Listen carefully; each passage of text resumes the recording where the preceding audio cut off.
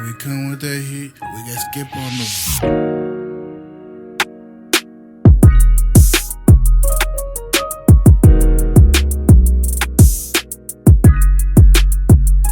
Episode 25, $1 Million Radio here on the YouTubes.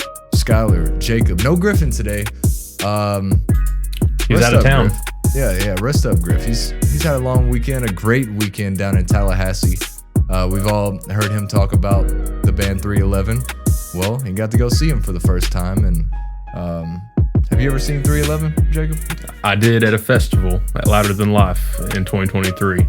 They were as good as Griffin thinks they are. Yeah, so props to Griff to, getting to go see his favorite band, but hey, you know what does not deserve props though? What? My bracket. Oh yeah. Hey, shout out to everybody who joined our bracket. Yeah. Thanks for joining. We got about 20 people in. And none of us are in the top 10, I don't think. Maybe Griffin is, but I'll pull that up real quick. I'm pressed, dude, because I know it's been cooked since the first round, honestly. But what gets me is that my girlfriend, who doesn't even watch basketball unless I'm watching it, same. She's number 3 in the bracket. I don't even know. I may have helped her with 1 pick or 2 picks. I don't know. I don't even know if I could even say I did. But damn, dude, she's the 3rd in the group. She is the top 3. I mean, it is crazy. Yeah. She is 2 picks away from the top seed. I mean, so congrats to her. Congrats to Kinsey. Shout out after the opening weekend, which we will get to here in just a minute, ladies and gentlemen. The madness wasn't as mad this year, I will say, but there was still some, crazy things that happened as always. But number 1 in first place right now, in line to receive the $60 cash prize, is my friend Brett. And then at 2, we got Jonathan. 3 is Mackenzie, who Jacob just said. And then tied at 4, we got your brother, Jacob. And then the one, the only Milkman coming in, tied at 4 right now, along with my boss, Tehran. Tehran joined last minute, and he was leading it for quite a while. And then tied at 7, we got SEC Goats and Big Stu. Shout out Jeremy. Griffin is tied for 9 with my mom and my friend Cross. And then my girlfriend Amber at 12. I'm at 13, tied at 13 with 3 others. And then the rest is just, who cares? But I'm joking, Jacob. I'm joking. No. You're not wrong, dude. Not wrong. You're not in last. You're in 19th out of 20. So don't feel too bad. Yeah, I mean, whoever had St. John's winning, they got cooked on the second round.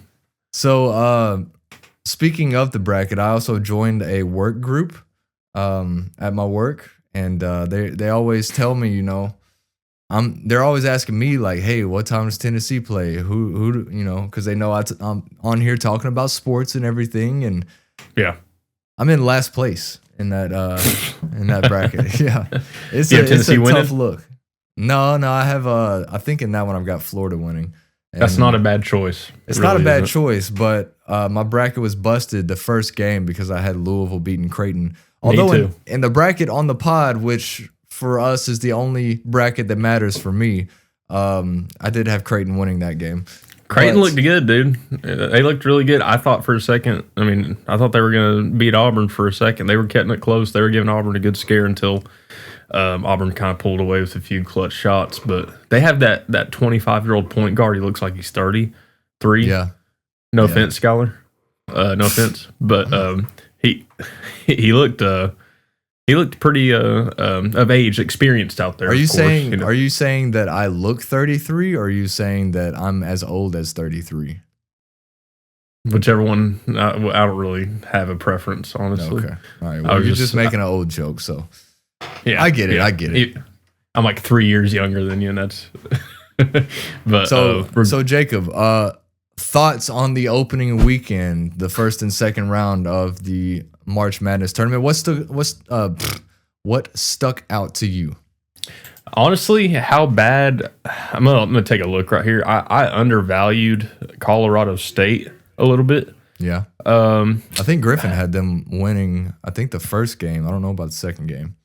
And also, I overvalued Clemson like crazy. There's another team, Jacob.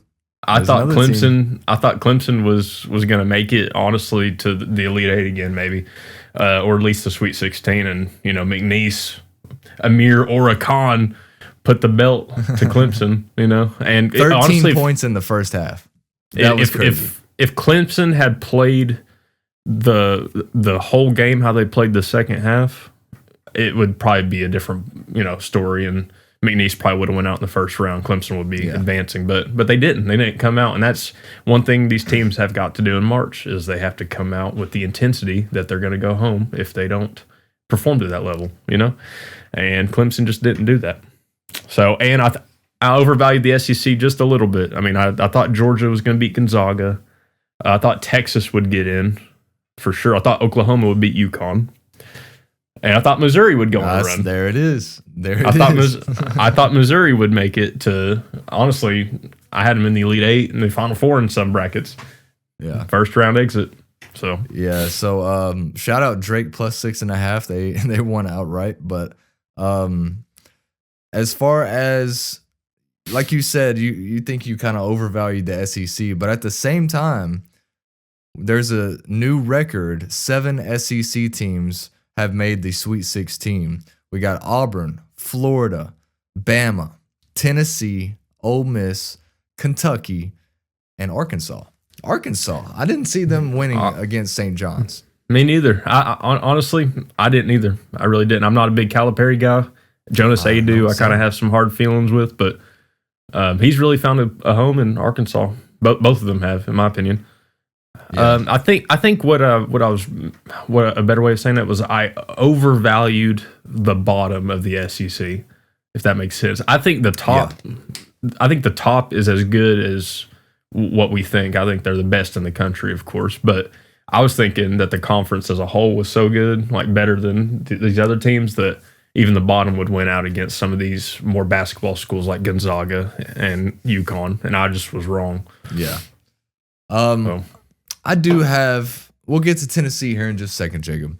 And there's a lot to talk about with our Vols. Third straight Sweet 16 appearance. That is a program record. A couple more records that were broken as well, but I'll get to that here in just a minute. I have a theory. Because in the first 2 games we saw with Tennessee and a few other SEC teams in these first 2 rounds, the SEC runs into an issue whenever we bang up on each other all year. No pause, resume.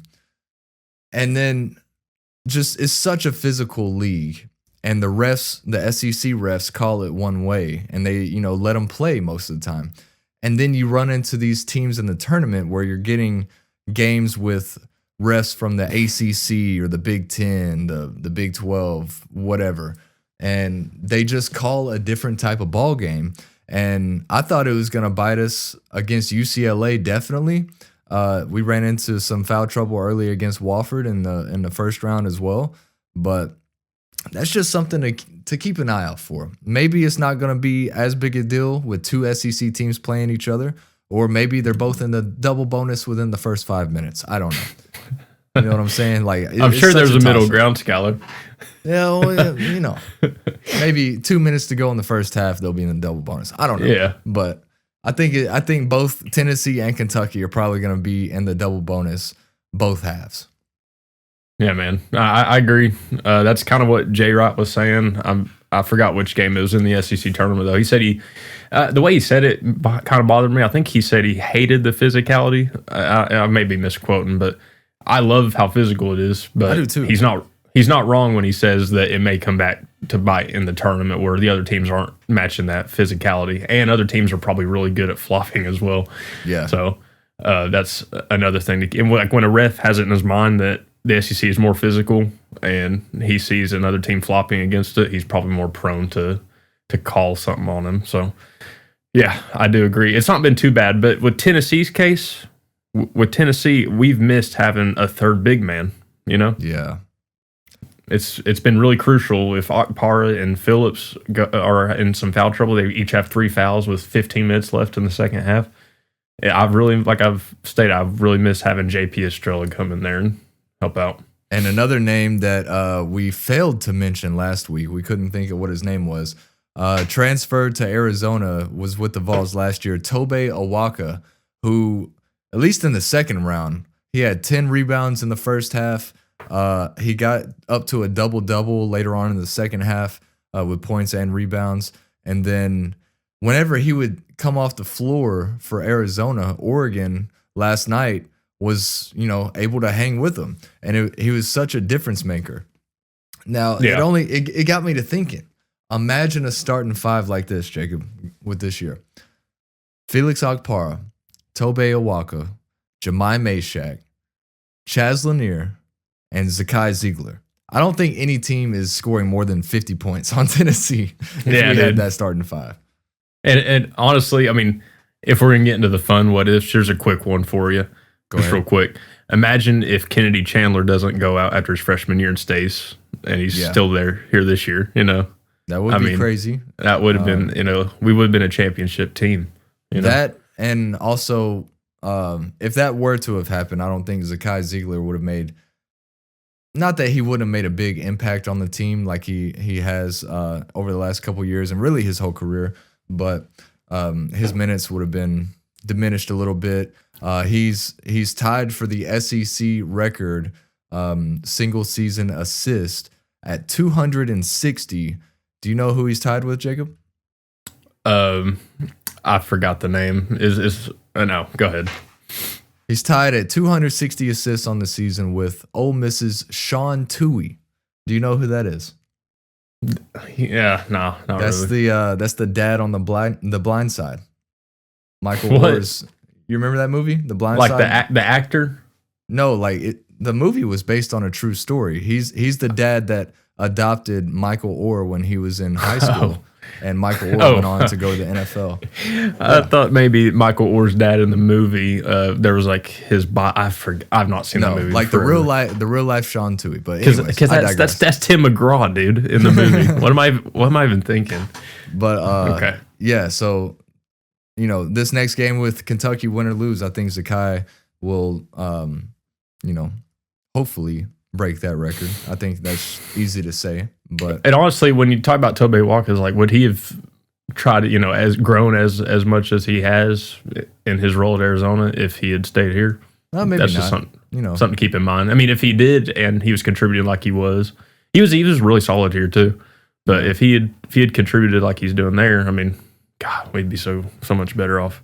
And maybe he left because he saw the role that JP Estrella was about to come into this year and didn't think he'd be able to beat him out for that starting position. But then we see Estrella go down early in the year and, have been missing him quite a bit. I think if we had him, we're 4.5 point favorites against Kentucky. I think, with a guy like that, it may be closer to 7 or 8.5. But JP's strong as shit, dude. I'm telling you. Before we get into the Kentucky game, Jacob, what were your takeaways with the Vols against Wofford and UCLA? Oh, I mean, just a really good defensive showing, I thought. And Chaz, here's the third record. You want to go ahead and say it? Single season 3-point shots that did go in. Chaz Lanier broke Chris Lofton's record of 118. He stands at 119 right now. And I think he hit, over the last 2 games of the tournament, he hit, I think, 23s in these 2 games, something like that. Mm-hmm. He That's was really good. He was going crazy. Maybe 20 is too much. I don't know. But really happy with how Chaz has gotten out of his slump that started in early SEC play. Yeah, that's very true. Did you see I think you have. Did you see the picture of Chaz like on the sideline of the SEC championship game against Florida where he just looked pissed off? Yeah, and everybody's like, oh, somebody awoke a monster right here in Chaz Lanier. And then we see these next 2 games. He's coming out. He scored 29 against Wofford, which is, I think, 3rd all time for a Tennessee player in points in the tournament. So it's like LeBron versus the Celtics in 2011. Remember that he put on that face? Yeah, it's almost the same thing. But so shout out Chaz Lanier for really stepping into his role, stepping up. Zakai Ziegler, at least I was a little nervous going into the UCLA game not that I thought we would lose, but I thought we were in a position where Tennessee would pull a Tennessee and lose to a team in the tournament that they're better than. We've seen that time and time again, especially seeing UCLA handle Utah State like they did. Oh, yeah. They got some size down low. Their center was over 7 foot tall, 7'2" or 7'3", something like that. But Felix Okpara is too physical for him down low. It was a back and forth game at the beginning. Going into it, I thought that it would be that type of game, and we'd be in trouble if we got down by like 6 to 8 points. But every time UCLA tried to hit us in the mouth, Chaz Lanier came back and hit them right in the mouth. Like it was crazy. And to see Zakai Ziegler facilitate the ball the way he did, he had 2 assists to Jordan Gainey that I thought it was just a madman sorcery on the court. Sorcery. Yeah, when he drove in and Jordan filled that gap on the perimeter. Yeah. Yeah, that was a really nice one.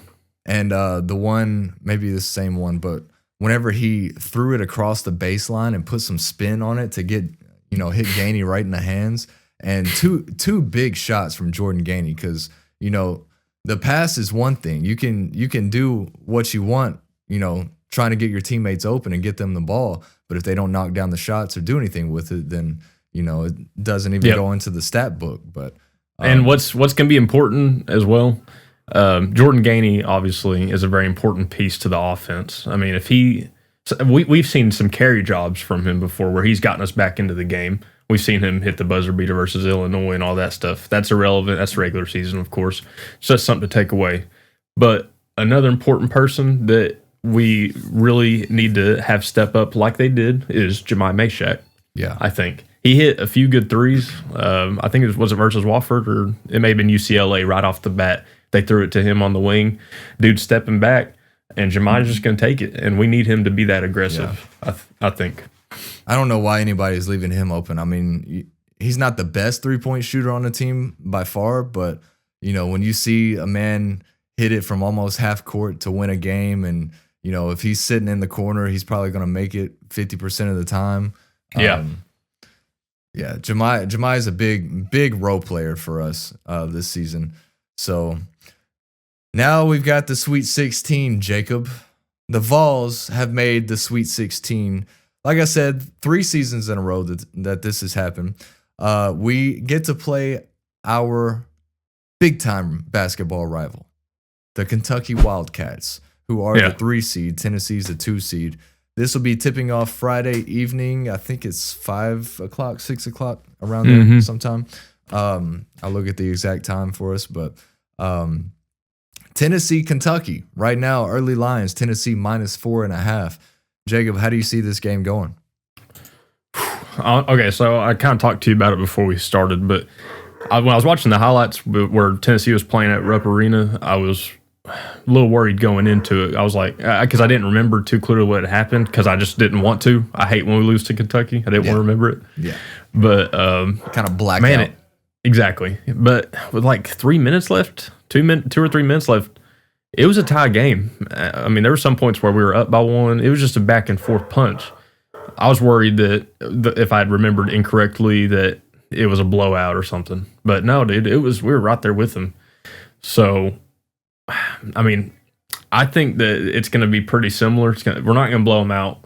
I don't think they're going to blow us out unless they're on something different. But I think it should be a back and forth matchup. I think there may be some points where we go down by about 6 or 7, and there may be some points where we're up by 10. But they're going to go on a scoring drive at the end, and they're going to cut it to like a single possession game.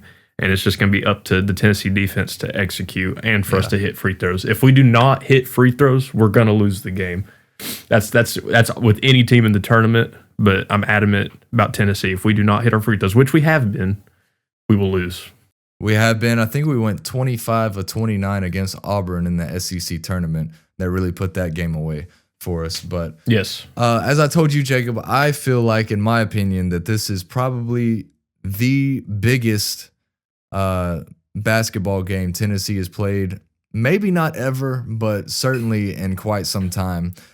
yes, it's just the Sweet 16. You know, we can win in advance and have bigger games if we make it to the Elite Eight or, you know, maybe the Final Four for the first time ever. But just the situation in this matchup, you've got a team, a big time rival who you lose to, you historically have lost to quite a bit. Not as much over the Rick Barnes era still. Just in basketball. Just in basketball. Just in basketball, correct. But yeah, you got this team that you've lost to twice already this year. It's hard to beat a team twice. It's hard to beat a good team twice. It's hard to beat, even harder to beat that same team 3 times. But Tennessee -4.5 scares me tremendously. And I hate to say this, but I just, as an emotional hedge, I may hammer Kentucky money line because that's what I did when they played Illinois yesterday. I was like, I've seen this movie way too many times. Illinois isn't as good as Kentucky. Somehow Kentucky was the underdog, slight underdog. Yeah, I did not understand that at all. And then they ended up winning by 9, but there were points where they were up by almost 20. Oh, yeah. But, yeah, I was just like, I've seen this before. We're going to have to face Kentucky in the Sweet 16. And first time we've ever had to. Yeah. In the tournament. First time we've ever played them in a tournament? I think so. I didn't know that. This is the first Sweet 16 matchup between 2 SEC teams since, I think, the 80s. It was Kentucky and Alabama.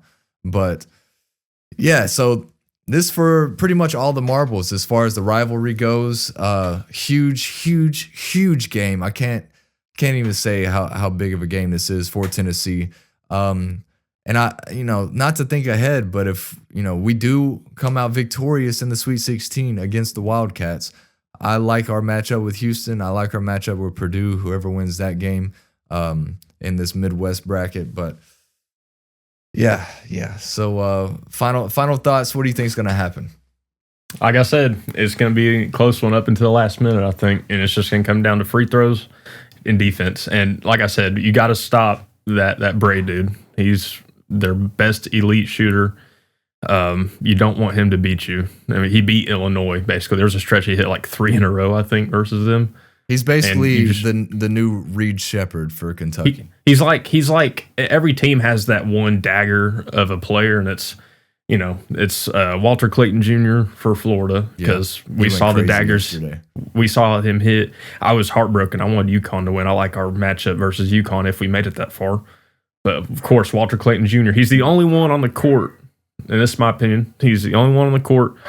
If everyone's afraid to make a mistake or do something, he'll go ahead and do it. And it seems like it plays out well in his favor most of the time. Seems like he's the one doing the action, and it is great for him. He's crazy. But Bray's kind of similar. I'm not saying he's a better player, but he will kill you if you leave him open. And I think you got to put Ziegler on him and smother him. Don't let any shot come off cleanly. Live with the 2. Just don't let them kill you with the 3. Yeah, no, you said it. You said it very well. You got Tennessee winning, I assume. Yeah, but I don't blame you for the emotional hedge. I really don't. All the Tennessee fans, which we do have quite a few that listen and watch the show, but I'm giving out a warning to anybody that is going to watch this game. Might as well Kentucky money line. Just so you have something to fall back on. If you lose the bet, then you're in great position. If you lose the bet, that means Tennessee won, and if Tennessee loses, at least you made some money. So, but is there any other Sweet 16 matchup that stands out to you? An exciting game? I've got one. I've got one in my line of sight right now. Maybe 2. Well, I mean, I don't know if it'll be as exciting as I'm thinking. Okay, well, honestly, they're all looking really good, dude. Like Florida versus Maryland, that's going to be a pretty good one. Even though Maryland's bench isn't the greatest, Florida has a really good bench.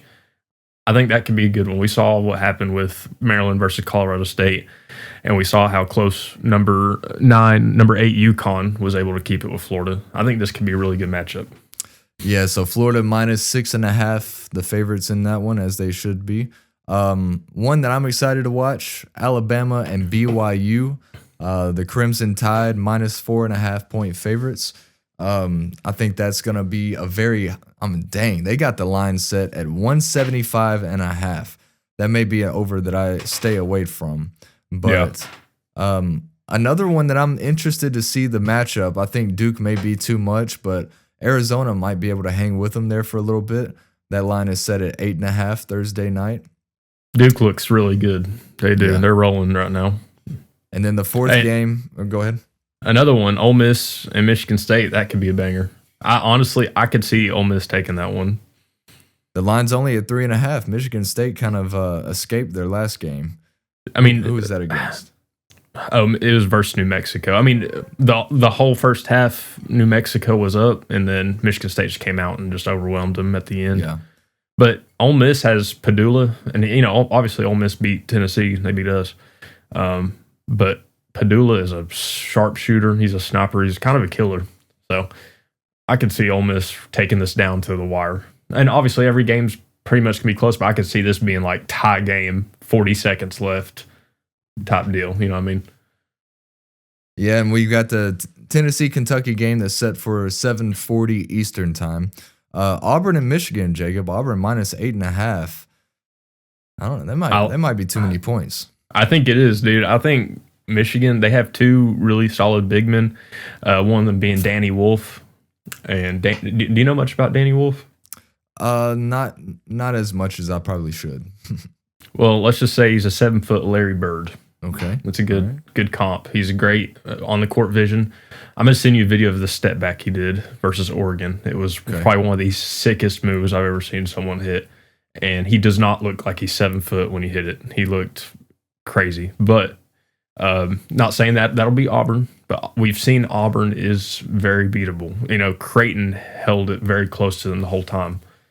And if you can hit some threes, I mean, you're going to stay in. It's just Auburn is really good at hitting tough off the dribble threes.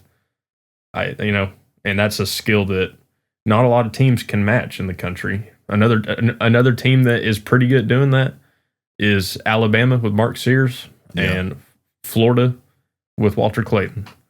Maybe Kentucky, but that's about it. Yeah. So we're gonna see if Michigan can hang with them, because Janai Brim, he's not been doing that good. Personally, I don't think he has been. You sound a little excited about that. I am. I love seeing him not doing that good. No offense. I'm sure he doesn't take any.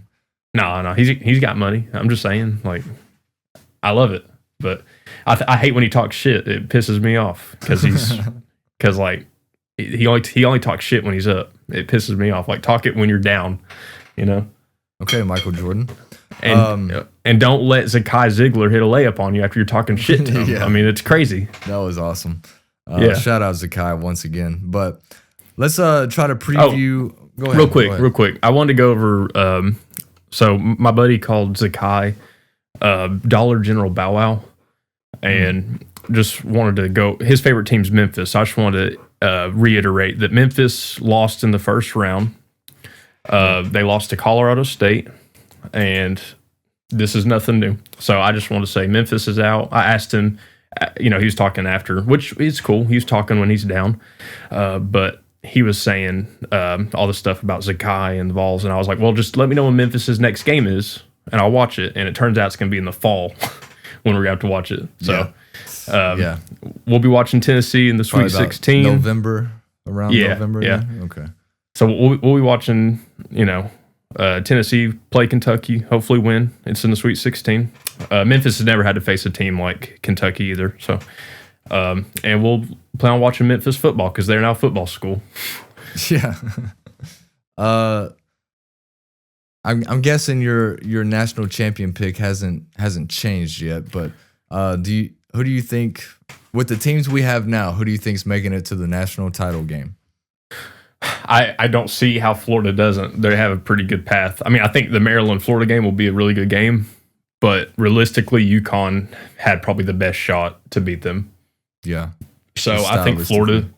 Yeah, so I think Florida's going to make it definitely to the Final Four, and the only way I see them not making it is if Auburn beats them. I feel like it's going to be Auburn and Florida in the Final Four facing each other.